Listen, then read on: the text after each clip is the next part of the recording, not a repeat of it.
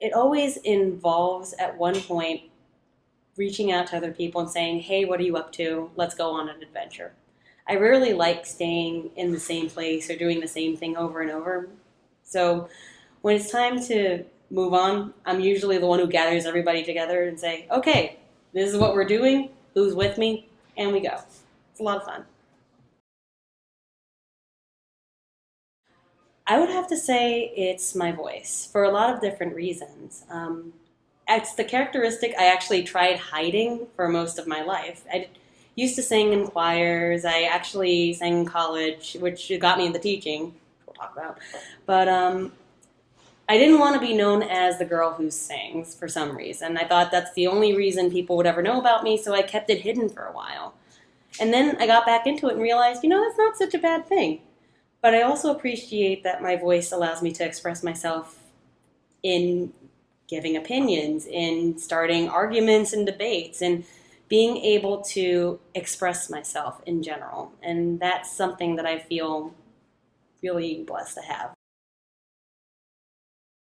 A medieval reenactment group of all things, that medieval thing at Drew University. And they elected me to teach pub singing, which is teach a lot of college students some bawdy pub singing songs. And even though I don't really read music, I guess I've had an ear for how songs sound. And I really enjoyed working with groups of kids. Well, I guess they're kids now. I really enjoyed working with groups and getting together, learning these songs together. And even though I'd never thought about teaching up until that point, that's when it started feeling natural. Hey, we're actually working together and making really good music and learning from it. I need music. I need music a lot.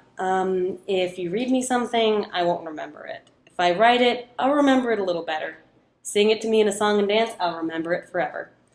And it's definitely something I've included in a lot of my classes. If you pass by in the hallway and you hear, Buenos dias, ¿cómo estás? ¿Cómo estás? That's how you know I'm there.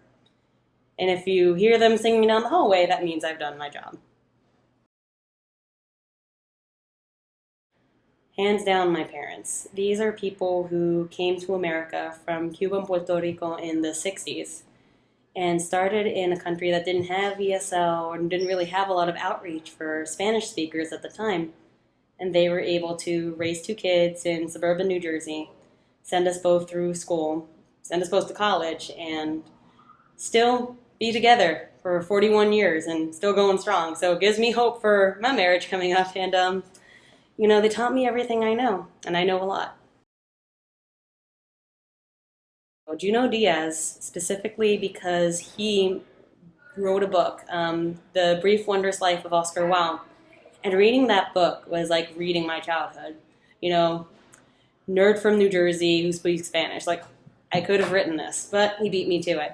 And that showed me that voices like mine can win Pulitzers. For me, personally, is look at your life, look at your choices. If something that is happening and I don't want it to happen, I'm in a position to do something about it. I can't always be in control of things, but I can always control how I react and respond and where to go. Mira a tu vida y mira a lo que escoges. Look at your life, look at what you choose.